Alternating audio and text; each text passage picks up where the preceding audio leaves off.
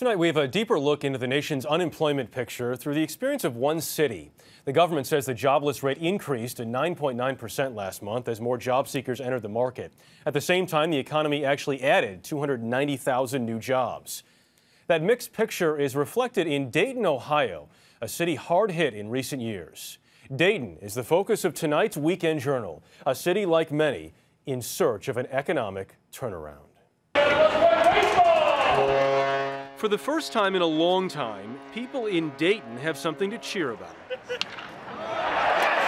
It's not just because the Dayton Dragons, the minor league team that moved here 10 years ago, has sold out its last 715 games, the second longest streak in professional sports. We actually had our highest renewal rate for season tickets in the history of the team, in the worst economy that we have ever operated in.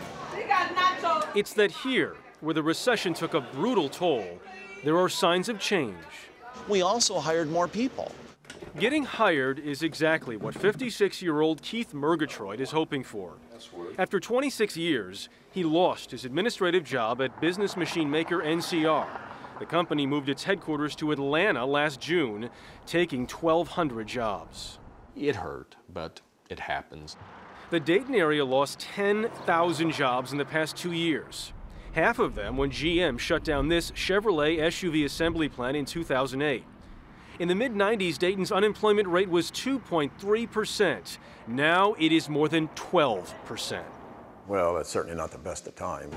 GM's departure hurt family-owned businesses like 100-year-old Dayton Stencil. The engraving shop was a major supplier to GM. Now, owner Edward Jauk is leaving some jobs unfilled and has reduced the hours of his remaining 20 employees. It's been very slow. We're off somewhere in the neighborhood of 20%. Jauk is trying to reinvigorate the company by introducing new products like golf bag tags. It's coming back a little bit. We've seen a slight uptick in our business. I think we're in the middle of a transformation. Transformation is the new buzzword in Dayton.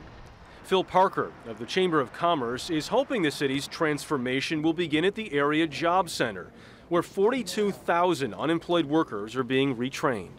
Are they all jobs that require a college degree? Not necessarily, but many of them are going to take more than just a high school education. The success of the Dragons baseball team is helping to transform the area around the stadium. Businesses are sprouting up.